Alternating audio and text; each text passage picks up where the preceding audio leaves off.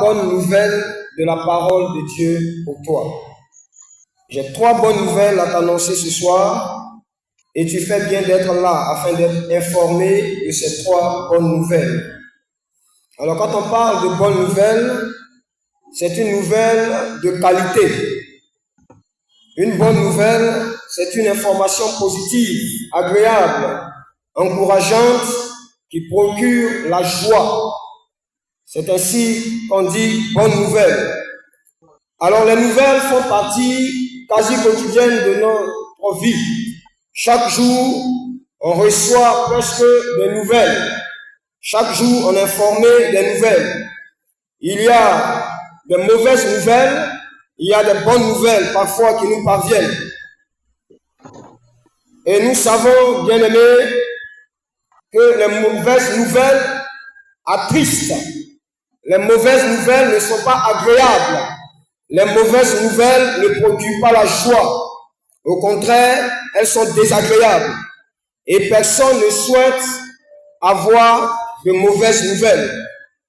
Par contre, les bonnes nouvelles apportent la joie. Elles sont agréables. Elles rendent heureux ou heureuse. Elles soulagent et font naître en toi l'espoir et le courage. Quand tu reçois une bonne nouvelle, automatiquement ton cœur est dans la joie. Ton esprit est dans la joie. Et les bonnes nouvelles viennent lorsqu'il y a des naissances. Quand tu apprends que dans une famille ou dans ta famille à toi-même, madame a accouché ou une sœur a accouché, c'est une bonne nouvelle. Et quand tu l'apprends, tu es heureux ou heureuse. Les agriculteurs aussi, quand ils travaillent pendant longtemps et qu'il n'y a pas de pluie, le jour, le ciel commence à s'assombrir et ça donne des signes de pluie. C'est une bonne nouvelle également qui réjouit. Les mariages aussi sont des bonnes nouvelles et bien d'autres. Si on posait la question ce soir à quelqu'un, entre les mauvaises nouvelles et les bonnes nouvelles, que préfères-tu? Je sais que sans réfléchir, rapidement tu diras que je préfère les bonnes nouvelles. Alors la Bible, la parole de Dieu, est remplie de bonnes nouvelles. Et ce soir, je viens pour t'annoncer 3 bonnes nouvelles de la parole de Dieu. Et Dieu t'a choisi pour que tu sois informé ce soir de ces 3 bonnes nouvelles, afin que tu sois heureux ou heureuse. Ce n'est pas pour rien au hasard que tu es là. C'est Dieu qui t'a choisi pour que tu écoutes sa parole et que tu sois informé de ces 3 bonnes nouvelles. Dans ces 3 bonnes nouvelles que je t'apporte ce soir, la première nouvelle a déjà eu lieu. Et elle démontre, et elle est une preuve de l'amour de Dieu qui existe dans ce monde.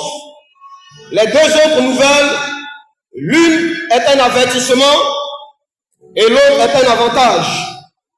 Ces lieux existent et chacun de nous les connaîtrons dans un avenir très proche, soit ce soir ou demain. Ces 2 lieux existent. Peut-être ce soir tu les connaîtras ou peut-être demain tu les connaîtras. Pourquoi je le dis? Parce que cela dépend de la mort. Si ce soir tu mourais, tu connaîtrais ces deux lieux, l'enfer et le paradis.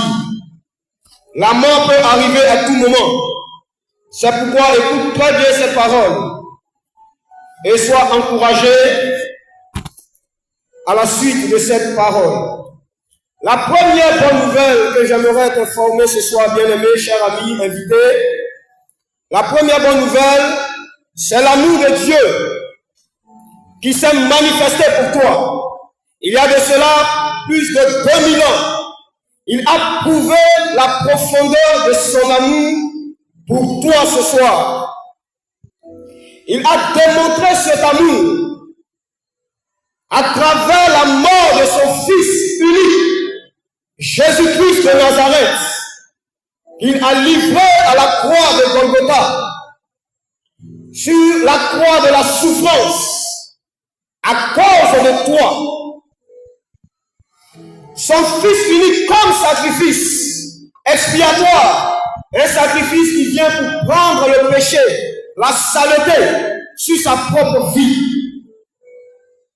Dieu donne Jésus au monde, à nous les hommes, afin que Jésus prenne la saleté de notre vie. Le péché que nous avons commis depuis notre naissance sur lui. Et il monte à la croix de Golgotha afin d'être crucifié comme un sacrifice pour nos péchés. Ce que tu dois savoir, bien-aimé, Dieu a véritablement prouvé son amour. Il n'est pas resté dans la parole. Dieu a démontré son amour par des preuves. Car quand on aime, on prouve. Et Dieu l'a démontré au travers de la mort de son Fils Jésus. L'amour de Dieu est un amour parfait. L'amour de Dieu ne juge pas. L'amour de Dieu est inconditionnel. L'amour de Dieu est rempli de compassion. L'amour de Dieu est miséricordieux. L'amour de Dieu n'a rien à voir avec l'amour des hommes. La preuve qui accompagne l'amour de Dieu pour toi est grande et profonde que toute preuve d'amour que les hommes peuvent te donner. La preuve de l'amour de Dieu est plus profonde et plus grande que l'amour que les hommes peuvent te donner. Nous allons lire la parole de Dieu dans Jean 3,16. Si tu as ta Bible, tu peux lire avec moi, il est dit.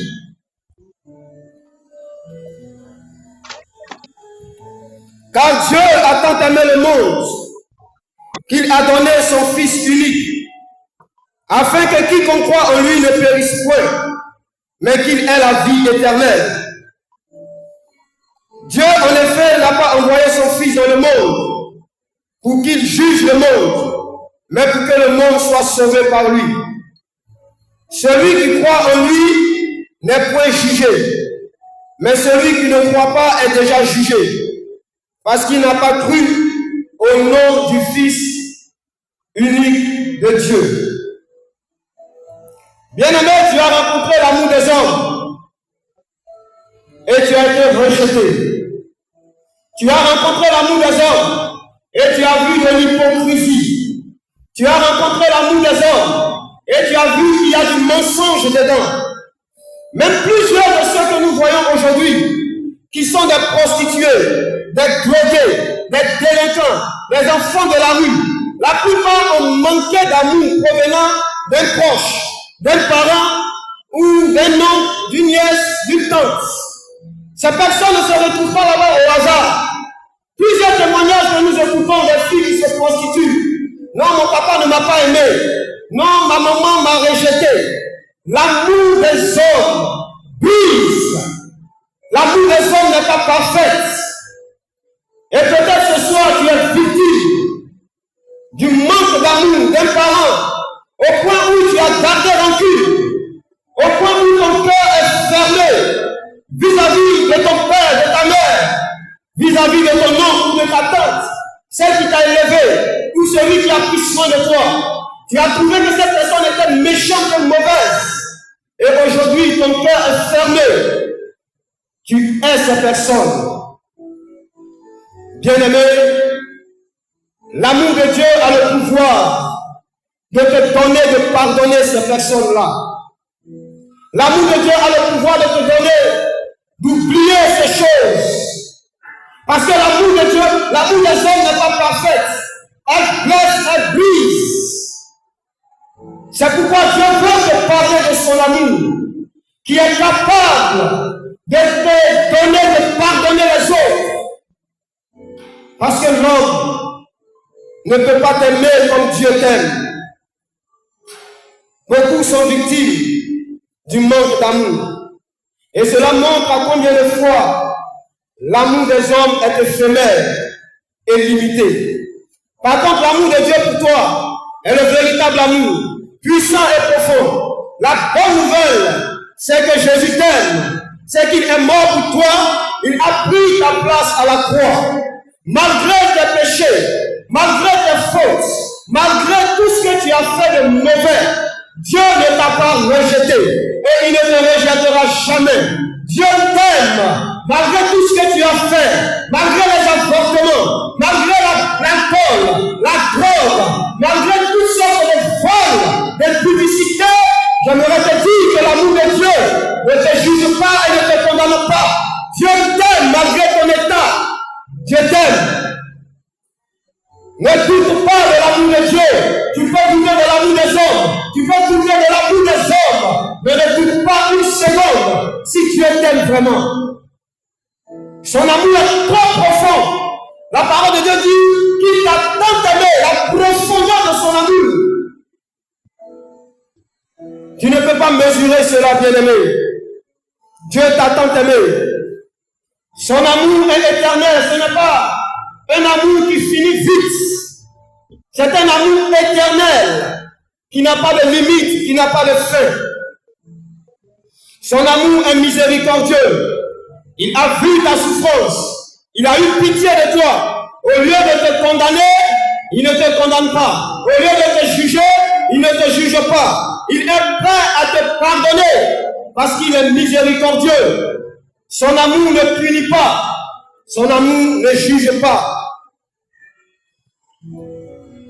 Son amour est inconditionnel également.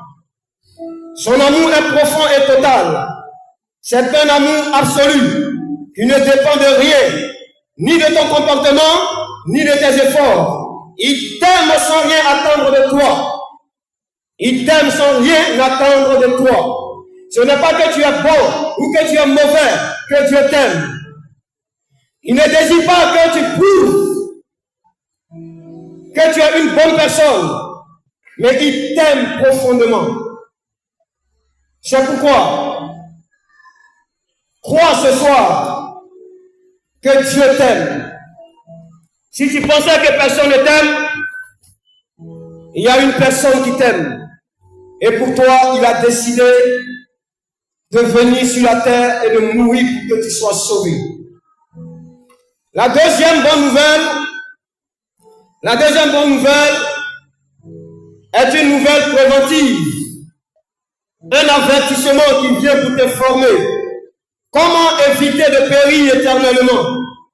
C'est un avertissement à quelque chose de terrible, un lieu de souffrance qui ne finira jamais.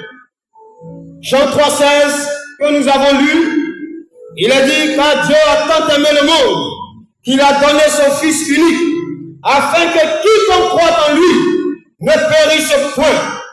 Périr veut dire mourir, une mort brutale, souvent dans des conditions très graves, violentes, tragiques. Quand nous voyons des hommes qui meurent par avion, on dit qu'ils ont péri dans un crash d'avion. Des gens qui font des accidents de voiture et la voiture brûle totalement. On dit qu'ils ont péri dans un accident de voiture. Des gens qui périssent au fond de la mer. Tout cela ramène à la mort. Quand la parole de Dieu parle également de périr, cela ramène à l'enfer, à la mort éternelle.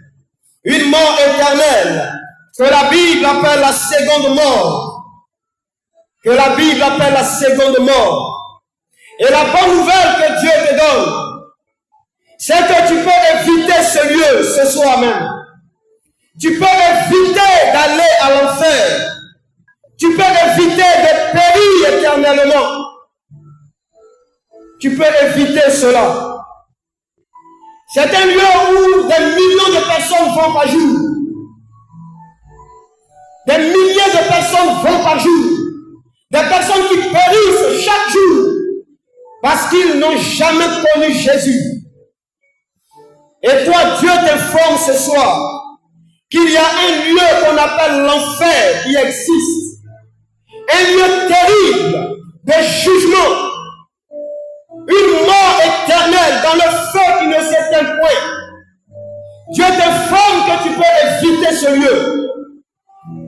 La bonne nouvelle, c'est que Jésus est venu pour que tu évites cet endroit terrible. tu peux l'éviter ce soir, bien-aimé. Dieu ne veut pas que tu périsses. C'est pourquoi il t'annonce cette bonne nouvelle. Dieu ne veut pas que tu partes à l'enfer. Tu peux éviter l'enfer ce soir même. La solution, c'est de donner ta vie à Jésus. La seule solution pour éviter d'aller à l'enfer, pour éviter de périr éternellement dans ce feu, il n'y a pas deux solutions. Il y a une seule. C'est de donner sa vie à Jésus. Personne sur la terre pourra éviter ce lieu s'il ne donne pas sa vie à Jésus. Il n'y a pas d'autre solution pour éviter cela. Ce n'est pas une voie à plusieurs carrefours où tu peux aller ainsi, et éviter le trou qui est là. La seule voie qui mène au ciel, qui t'empêchera d'aller à l'enfer, c'est de donner ta vie à Christ. C'est d'accepter Jésus comme Seigneur et Sauveur. Tu peux éviter l'enfer ce soir même. Proverbe 22:3 dit, l'homme prudent voit le mal et il se cache. Ce soir, si tu es prudent ou prudente, viens te cacher en Jésus. Viens te cacher en Jésus. Car les hommes prudents, quand ils voient le mal, ils se cachent pour éviter que le malheur les atteigne. Et ce soir, si tu veux éviter l'enfer, viens te cacher en Jésus. Il est la seule personne qui est capable de te faire éviter l'enfer. Aucune religion ne peut le faire pour toi. Aucune adoration ne peut le faire pour toi.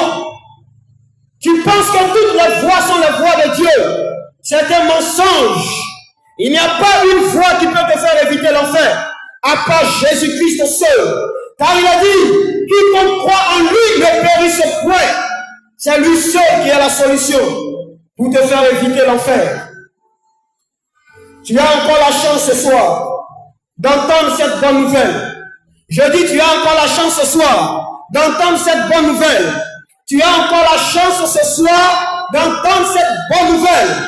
Que Jésus peut t'aider à éviter l'enfer.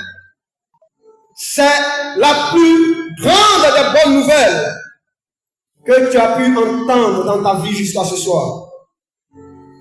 Et la dernière, qui est la troisième bonne nouvelle, c'est un avantage, une bonne promesse, un bénéfice, l'espérance qui accompagne l'amour de Dieu pour tous ceux qui ont cru et accepté Jésus comme leur Seigneur et Sauveur personnel. Et la bonne nouvelle, cette troisième bonne nouvelle, Dieu nous promet la vie éternelle, une vie qui n'aura pas de fin. Dieu nous promet la vie éternelle, une vie qui n'aura pas de fin. La vie que nous avons finira bientôt. La vie que tu as commencé et finira. Mais Dieu nous promet une vie qui ne finira jamais. Une vie éternelle. Éternelle. Voici la bonne nouvelle, bien-aimée. Dans un lieu appelé la ville sainte, la nouvelle Jérusalem, le paradis, un lieu préparé pour attendre les enfants de Dieu, un lieu de repos et de paix. Ceux qui vivent en Christ iront là-bas un jour. Ceux qui ont accepté Jésus iront au ciel un jour. Ils iront se reposer. Ils iront dans la paix de Dieu. Un lieu où ils vivront éternellement, où ils seront en paix. Il n'y aura plus de souffrance. Il n'y aura plus de guerre. Tu ne verras plus la mort. Toutes ces choses n'existent plus là-bas. Et c'est une promesse véritable. C'est pourquoi tous les chrétiens qui meurent en Christ, ils vont au ciel. Tous les chrétiens qui meurent en Jésus ne vont pas à l'enfer, ils vont au paradis. Jésus a dit, je vais vous préparer une place. Il y a une place au ciel pour tous ceux qui ont accepté Jésus. Ton espérance n'est pas vaine. Toi qui marches avec Jésus, lorsque tu quitteras ce monde, tu iras au ciel, au paradis. Tu iras au paradis. La terre n'est pas le lieu où nous vivrons éternellement. Tôt ou tard, nous mourrons. Et la bonne nouvelle, c'est qu'après cette mort, il y a la vie éternelle que Dieu nous réserve. Bien-aimés, ce monde est beau. La Côte d'Ivoire est belle, la Chine est belle, la France est belle, les États-Unis, Dubaï, on n'en parle pas. Mais le lieu que Dieu nous prépare n'a rien à voir avec ce monde. C'est un monde merveilleux. Quand tu lis Apocalypse 21, tu comprendras comment est-ce que Dieu a préparé ce lieu. Comment sont les murailles, comment est la ville. Vraiment, c'est merveilleux. Et Dieu n'aimerait pas que ce soir tu rates ce lieu. C'est pourquoi, bien-aimés, nous allons baisser les têtes. C'est par amour que Dieu t'a donné son Fils. Comme le dit sa parole. Jean 3,16 résume la Bible. Dieu a tant aimé le monde qu'il a donné son Fils unique, afin que quiconque croit en lui ne périsse point, mais qu'il ait la vie éternelle. Et ce soir, Dieu veut te donner son amour. Dieu veut te faire éviter l'enfer. Dieu veut te donner le paradis qu'il a réservé pour toi. Et il aimerait ce soir que tu puisses seulement accepter de te cacher en lui. Tu puisses seulement accepter de lui donner ta vie. C'est pourquoi je lance cet appel. Si quelqu'un est là ce soir et il veut donner sa vie à Jésus, tu as entendu ces 3 bonnes nouvelles et tu veux bénéficier de ces bonnes nouvelles, j'aimerais t'inviter simplement à lever la main droite, là où tu es assis. Lève simplement ta main et nous allons prier pour toi.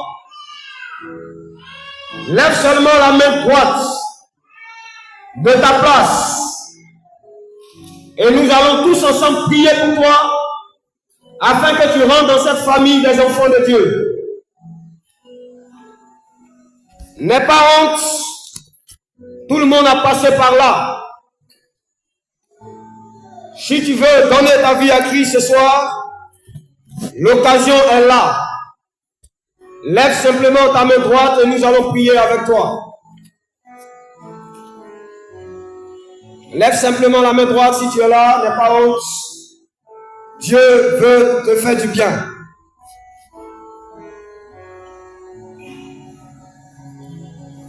Alléluia. Alors nous allons ensemble prier le Seigneur.